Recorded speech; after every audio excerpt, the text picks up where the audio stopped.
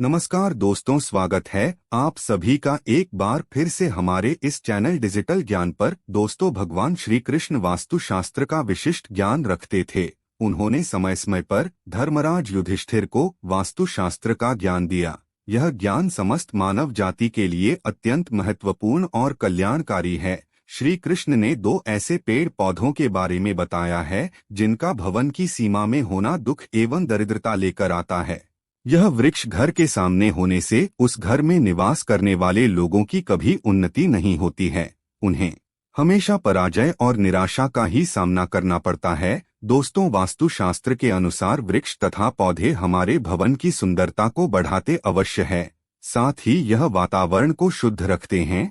वृक्षों से सकारात्मक ऊर्जा का संचार होता है, जो हमारे जीवन के लिए अत्यंत आवश्यक होती है। वृक्ष नकारात्मकता को कम करके वातावरण को अधिक सकारात्मक बनाने का कार्य करते हैं। घर के सामने शुभ पेड़ पौधे लगाने से घर में बरकत आती है।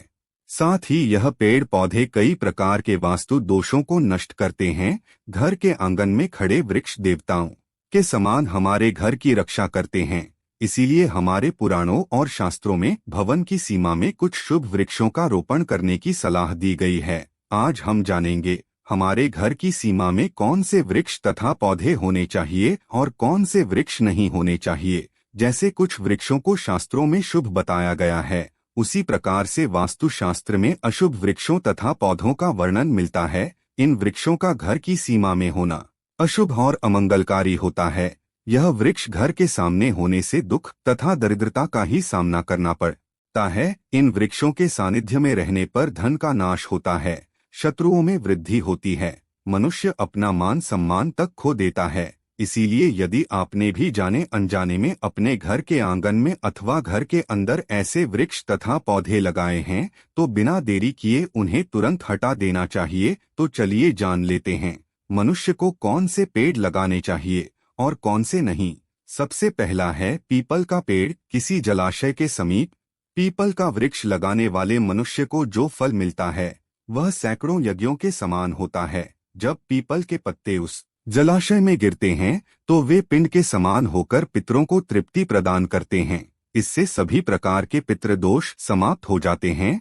श्री कृष्ण कहते हैं, जो मनुष्य नित्य स्नान करके पीपल को स्पर्श करता है वह सभी पापों से मुक्त होता है और कभी पराजित नहीं होता है। पीपल को स्पर्श करने से लक्ष्मी की प्राप्ति होती है और उसकी प्रदक्षिणा करने से आयु में वृद्धि होती है।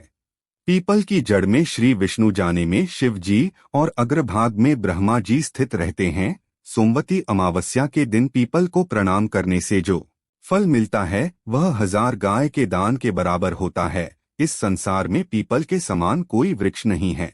साक्षात श्रीहरि इस वृक्ष के रूप में पृथ्वी पर विराजमान है। पीपल के वृक्ष को चोट पहुंचाना अथवा उसकी टहनी तोड़ना महापाप माना गया है।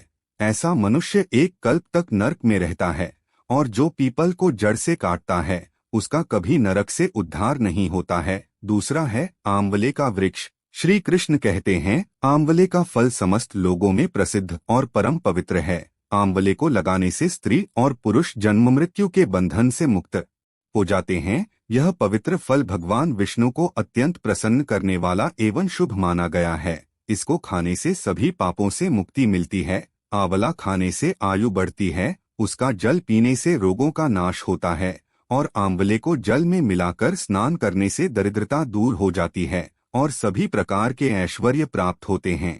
जिस घर में आंवला सदा मौजूद रहता है उस घर में कभी दैत्य और राक्षस नहीं आते हैं। एकादशी के दिन अगर आंवला मिल जाए तो संसार के सभी तीर्थों से बढ़कर फल प्राप्त होता है। अपने केस में आंवला लगाने वाला फिर से मृत्युलोक पर जन्म नहीं लेता है। जिस घर के सामने आंवले का वृक्ष होता है वहां पर साक्षात लक्ष्मी नारायण निवास करते हैं। तीसरा है अशोक का वृक्ष। दोस्तों, पद्म पुराण के अनुसार अशोक के वृक्ष में अप्सराओं का निवास होता है। यह वृक्ष शोक का नाश करने वाला तथा निराश को समाप्त करने वाला होता है। इस वृक्ष को घर के पास लगाने से घर में सुख शांति बनी रहती है। अशोक का वृक्ष शीतलता और यौवन प्रदान करने वाला होता है। माँ लक्ष्मी ने जब देवी सीता के रूप में अवतार लिया था तब रावण द्वारा अपहरण करने के बाद उनका आवास अशोक वाटिका में था। अशोक के वृक्ष ने माँ सीता की बहुत सेवा की थी। इसीलिए माँ सीता ने अशोक वृक्ष को यह वरदान दिया था कि जिस भी स्थान पर यह वृक्ष होगा वहाँ पर उनका सदैव ही निवास होगा। चौथा है पाकड़ का वृक्ष। पद्म पुराण के अनुसार प्रत्येक मनुष्य को पाकड़ का वृक्ष अवश्य लगाना चाहिए। यह वृक्ष लगाने से जो फल मिलता है वह महायज्ञ के समान होता है। कलयुग में मनुष्य यज्ञ नहीं कर पाएंगे, इसीलिए उन्हें एक पाकड़ का वृक्ष अवश्य लगाना चाहिए। पांचवा है नीम का वृक्ष। पद्म पुराण के अनुसार नीम का वृक्ष लगाने से सूर्य देव प्रसन्न होते हैं। नीम का वृक्ष आयु प्रदान करने वाला माना गया है। इसे घर के पास लगाने से नाना प्रकार के रोगों से छुटकारा मिलता है। माँ लक्ष्मी को नीम के पत्ते अत्यंत प्रिय होते हैं, इसीलिए वह नीम के वृक्ष के पास निवास करती है। घर के सामने नीम के वृक्ष का उनके रोपण करने से धन संपत्ति की प्राप्ति होती है। छठा है जामुन का वृक्ष। यदि कोई मनुष्य कन्या प्राप्ति की कामना करता है तो उसे जामुन का वृक्ष अवश्य लगाना चाहिए।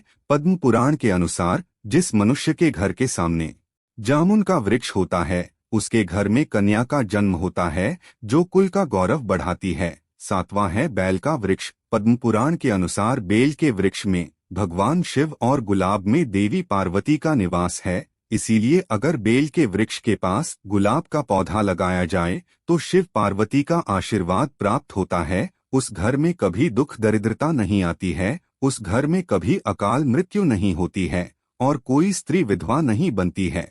आठवां नारियल का पेड़। नारियल का पेड़ लगाने से पुरुष मनचाही स्त्री का पति बनता है। नारियल किसी भी धार्मिक अनुष्ठान का आवश्यक अंग होता है।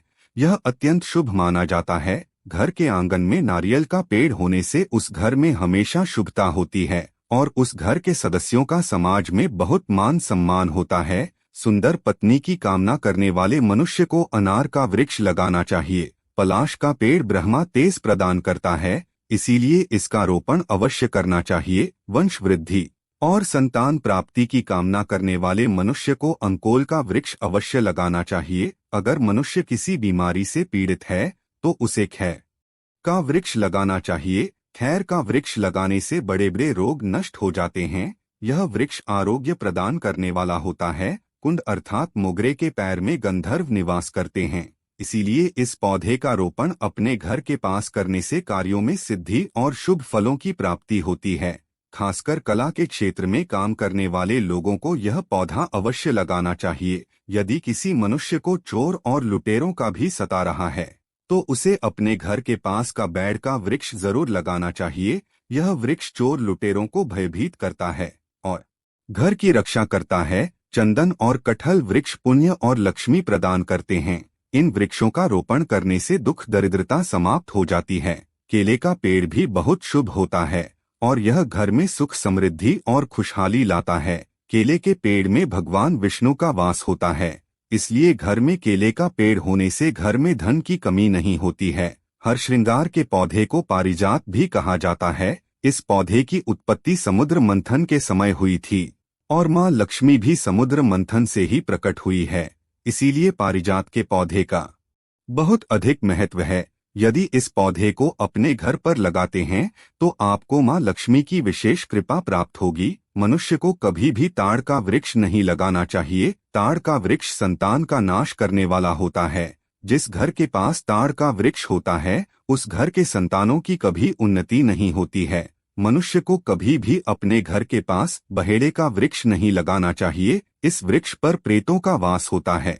जो मनुष्य बहेड़े का वृक्ष लगाता है वह प्रिय बन जाता है। इसके नीचे बैठकर कभी पूजा पाठ भी नहीं करना चाहिए। सुंदर पत्नी की कामना करने वाले पुरुष को दाख का पेड़ लगाना चाहिए। अगर किसी मनुष्य को शत्रुओं का भय सता रहा है तो उसे केवड़े का वृक्ष लगाना चाहिए। यह शत्रुओं का नाश करने वाला होता है। तो दोस्तों, इस प्रकार से शास्त्रों में इन पेड़ पौधों के बारे में बताया गया है। तो दोस्तों, यह थी आज की हमारी जानकारी। यदि आपको आज की हमारी जानकारी अच्छी लगी हो तो कृपया इस वीडियो को लाइक एवं चैनल को सब्सक्राइब जरूर करें। धन्यवाद।